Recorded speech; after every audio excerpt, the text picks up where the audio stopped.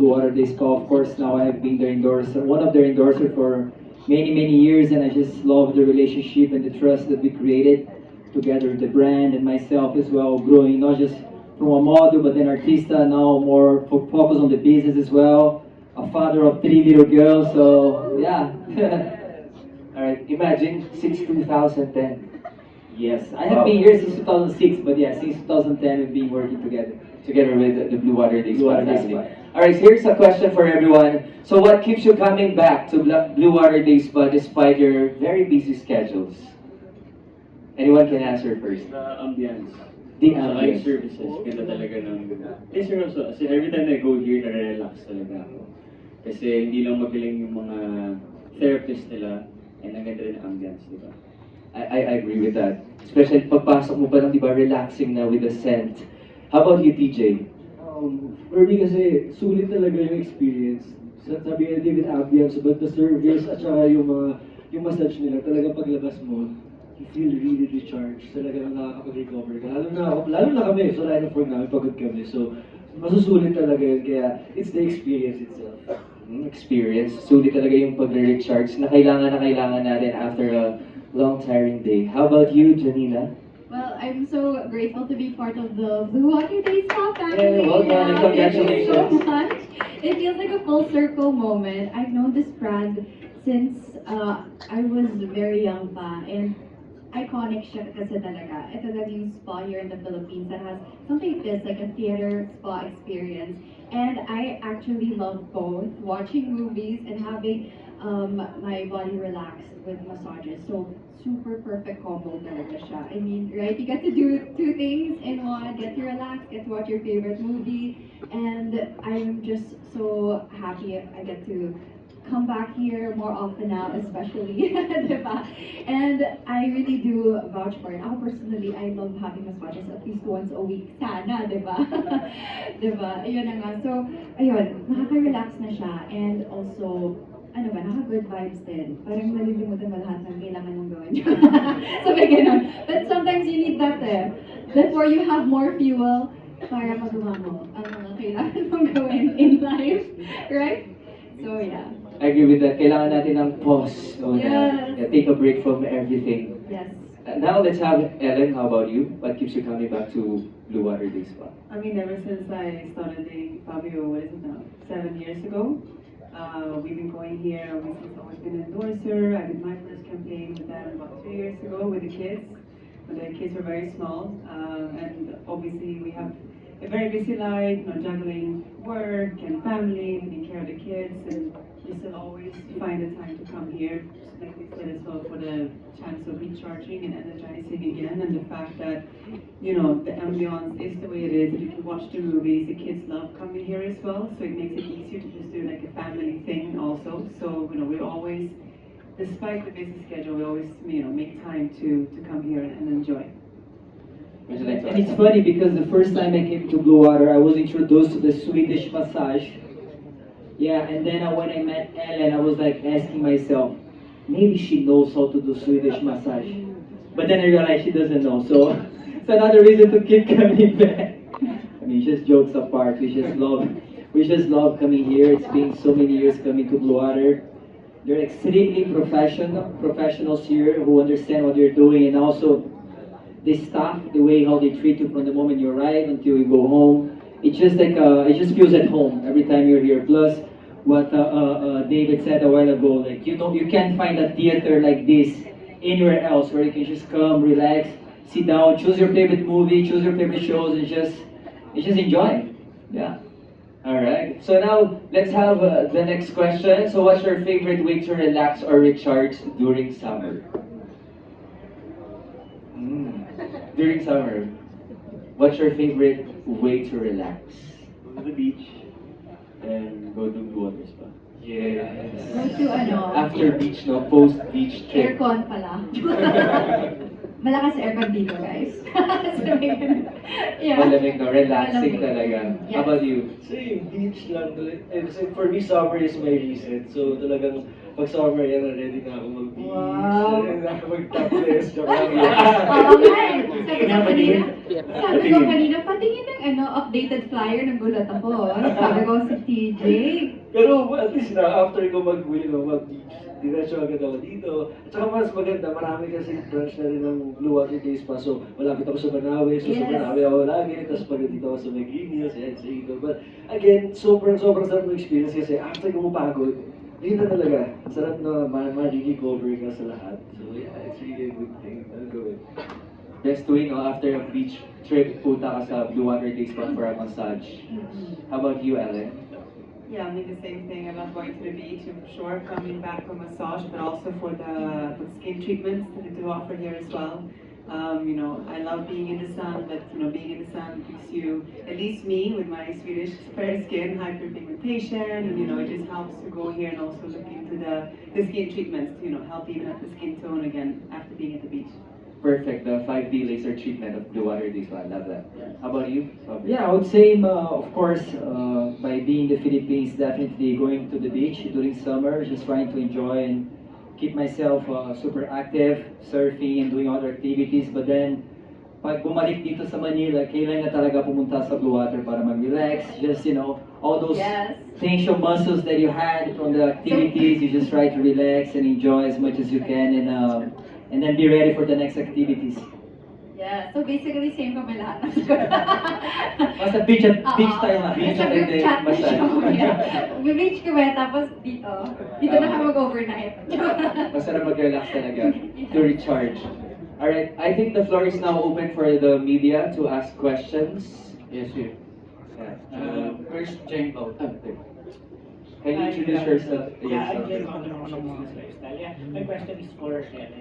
Ellen, I know that you and Fabio advocate wellness in different ways, no? And we've also heard that your children, your kids, also enjoy to spend time at Blue Water Days Spa. So, what does it mean for you to be able to do this together as a family, and how do you strengthen your bond as a family?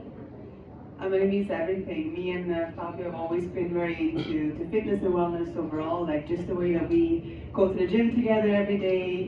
We also go to Blue Water Day Spa to do our treatments, to take care of ourselves, and we want our kids to also grow up with a knowledge of yes, you can work hard, but you also have to take care of yourself and your mind and your mindset and overall self-love. So being able to do it as a family and bring the kids here, they love coming here. Both the little twins, but also our teenage daughter. She can take a manicure, or watching a movie, or we're having a massage, or doing a facial treatment. So it means so much for us to be able to do it as a family, and it's a really good quality bonding time. Yeah, just to complement what she said, and I think every time when we come here together as a family, kind of strengthen our bonding time with them, our trust. And like Ellen said, we just want to teach them young the importance of wellness and how can that really help you growing up. So being successful is not just about working hard, but it's also about learning how to take care of yourself mentally, physically, and once they know that knowledge, I think that'll be perfect for them when they grow up, being healthy and being active. So yeah. Thank There you. you go. Thank you for the question. Next, from Mark. Hi, good afternoon. My name is Marco from Puente de Cota. So my question is for Ms. Ellen. Many people today want to invest in treatments that help them look refreshed and feel their best while maintaining their natural appearance. What was your experience with the 5D laser treatment, and what would you say to those who may be considering it for the first time? So it was a really, really good experience. I think it's a perfect treatment for someone who is going to start looking into skincare more because there's no downtime. So basically, you can do it. You can get back into your busy schedule straight after. It's shorter sessions, about 30-minute sessions. You see results after 4+ times of doing it. It's not invasive, no needles, there's no pain. And I really do see that it gives you kind of a combination of a lot of things. It helps, with your collagen production. It helps with brightening the skin. mentioned earlier, you know, we live in a country with a lot of sun, and a lot of us do get hyperpigmentation. It helps with that, even out the skin tone. It helps with the glowing of the skin, and everyone knows glow is the latest thing. You know, everyone wants that glass skin. So I really, you know, the experience was very, very nice from the beginning, and I started seeing results pretty quickly. And you know, it's nothing that is kind of makes you look different in a very dramatic way. It's really about just not you, but the best version of your skin, basically. Thank you. Thank you for the question. And next question is from Raymond. My question is for Fabio. Medyo surprising lang na amazing na as an early age, yung mga anak mo, gustong-gusto nilang spa pampering. Paano niyo introduce? How did you introduce to the kids about this spa pampering? And ano ang reaction nila with the first time they enjoy the pampering? So we have 3 kids, right? Our first kid, Danny, she's 12 years old now. She was the first one to be introduced to the wellness world here in Blue Water Day Spa. I just remember her, like, she was very surprised. She didn't know what to expect at first, but then once we enjoyed having a session here together, I think we're having a reflexology foot massage together here, and then we're watching a movie together. So, you know, it was just like a nice, beautiful time for us to bond together, father and daughter. And then when we had our first pictorial together with Maya and Luna, which they were just 2 years old by the time, at first it was a little challenging, of course, because they're still babies. But then I think once they kind of felt the vibe and the energy of what was happening and the importance of being there, not just physically, but also mentally, we started playing together. They started seeing us being like small little pressures here and there, also in their little foot, their little hands. It was kind of cute to see them. Maya was very comfortable with it. She was really enjoying because she loves that kind of vibe of like being pampered and stuff. But then Luna was a little like, she was a little, I would say a little nervous, right? Because they're still babies. Yeah, but then after a while, she started to enjoy as well, and it started to relax. And then after that moment, we just try, every time we come here, we just try to keep bringing them so they're just more used to it and more used to the treatments and the staff and the vibe. So as I mentioned a while ago, we just want them to learn the importance of wellness from a very young age and hopefully get to enjoy and bond all the time with them here in Blue Water Day Spa. Thank you, Bob. Was there a time that instead of going to the mall, your kids opted to come here instead? Danny, yes. Maya and Luna, because they're still like learning how to speak. But Danny, yes. Now, Danny, since she's a little bit older, she says to me like, Dada, can we have lunch somewhere and then can we stop in Blue Water? And now, because she's becoming a young lady, she doesn't really want to come here just for the massages. Now, she's like, Dada, can I also add manicure? Can I also add pedicure? I'm like, oh my God, Diyos ko. This is happening talaga. She's really becoming a binata. So, I mean, it's nice, but as a alaga, but but as a father also, I'm like, oh my God, you know, like, it's kind of scary because, you know, you see your little baby becoming a little lady now, right? And but like I mentioned a while ago, as long as they understand the purpose of being here and the importance of wellness and taking care of yourself and your well-being, for me, that's the most important right now as a father. Thank you. Thank you. There you go. Thank you so much for the question. Now let's have another one. Thank you. Just a follow-up for Fabio. Since you mentioned the importance of wellness, how do you find time, especially in your busy schedule, to bond with your family, your kids, and your wife? Well, you mean here in Blue Water or overall? Overall. Well, I think despite of our hectic schedules, family for me is everything. I think that's how we Brazilians and Filipinos, we kind of connect so much. We're very family oriented and we know the importance of family and the importance, of course, for me as a father to be present, to be there for them. So, and this is just something that when I am with my family, just keep me grounded, you know, and it kind of reminds me the importance of just being there for them and the time and the responsibility that I have as a father for providing, not just financially, but also with my time and teaching all the values that we had growing up as a child myself before. So yeah, I mean, it just strengthened up the bonding that we have with them, you know, and especially with Ellen as well. Now she's not my girlfriend anymore, she's my fiance. Wow, palakpak everybody! Woohoo! Let's go. Don't ask me the date of the wedding, we still don't know, pero itutuloy sana next year, di ba, babe? Yeah? Dito sa Blue Water, oh! Yeah, joke lang. So, but yeah, you know, it just really like, you just have to make time and you just have to really be present. Yeah, another Thank you. Yeah, good afternoon. Afternoon, okay. For David, David, looking back dun sa naging journey mo sa ilang years mo sa entertainment industry, ano yung makakonsider mo rewarding talaga sa naging growth mo both sa career and personal life?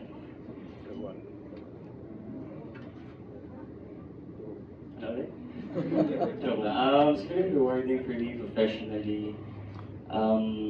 Again, like looking back nga, I started with the industry na hindi ko alam kung kaya kong mag-acting, hindi ko alam kung kaya kong magnegosyo, hindi ko alam kung kaya kong gumawa ng something, di ba? Pero na-validate siya na if you put in the work, if you know your goal and you put in the work, stay consistent, discipline, ma-reach mo yung goal. Diba? And sa personal naman, I feel like I'm more stable now, I'm more relaxed. Hopefully, nicer now to people kasi mahihain ako dati. Mahihain pa rin naman now, pero I feel like maybe natuto na akong maging medyo mas out there. You know? Kasi I'm here, I'm in showbiz eh. So I have to adapt. So, Next question ko, paano ka pumipili or paano mo ina-assess yung pag-choose mo ng endorsements like itong sa Blue Water Days? Siyempre, the Blue Water Days pa, they believed in me back in 2016. Nung wala pa akong na-achieve, trying my luck pa lang in showbiz. Diba? So for them to believe in me at that time, 2016, at that time, hindi pa ako marunong mag-photoshoot eh. Hindi ko alam paano mag-pose. Tapos nag-arrange sila ng photoshoot for me, nagkaroon ako ng standee. So parang feeling ko that time, I made it eh, diba? So syempre, grateful ako sa Blue Water Days pa. And yung to answer your question, syempre mas gusto ko yung mga brands na ginagawa ko talaga. Kasi ako mahilig ako mag-workout. So after, nagpapa-massage talaga ako. So din yung pagpili natin ng endorsements. Thank you, David. Very good. Thank you so much, David. Next question, Janina. Yes. Where po? Ay, hi po! Hi, Janina. How are you? Ted Claudio from WhatsApp.ph. So, marami kami na-attend na ng mga events na you hosted and you're really one of the in-demand hosts because of your vibrant personality and very positive energy. So, ang sarap umatin ng event pag ikaw na nag-host. Thank you po. Salamat. So, with all those activities for the hosting and also your content creation, plus your daily activities, so how do you bring this much of positive energy and how do you stay vibrant with all these activities? Okay, first of all, thank you so much for all those wonderful words. Super nakakatuwa. I love seeing you guys also. Thank you then always for the great energy.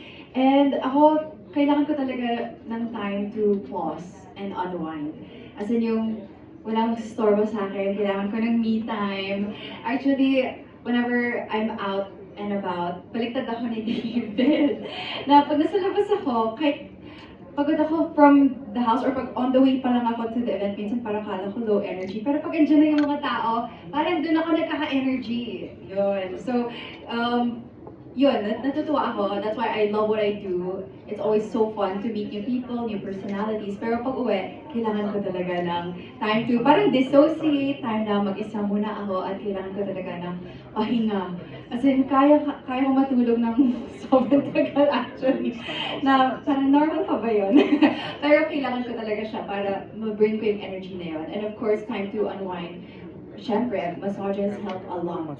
Definitely. Ang gusto ko pa is, hindi halata, pero mahilig ako ng hard massage. As in, gusto ko yung Yan, tapak-tapakan na ako. Yun, yung kaya ko, actually, yung kahit minsan elbow pa nga, tapos yung mga masahista na, ma'am, kaya niyo pa. Ganon. So, gusto ko yun, pag may yung mga lamig-lamig, tapos naririnig ko, yun, yes, more, harder, ganon. So, yun, I really love my massages, my me time, and yun, kailangan ng solo time, ng quiet lahat, and hindi nagmamadali. Kasi, yun nga, our line of work can be very demanding, tapos minsan yung mga schedules, nahabol, tapos minsan, actually, madalas, traffic sa labas, naghahabol ng oras, so, kailangan ko talaga ng time na walang hinahabol at walang iniisip masyado for my creativity to be full again. And yun, yung energy, yung happy vibes, mabalik. Mabalik ang ligaya. Ayan po, thank you so much. Thank you po. Thank you so much. Kaya kami nakarelate doon, kailangan natin lahat mag-recharge. Next question. This question goes to PJ.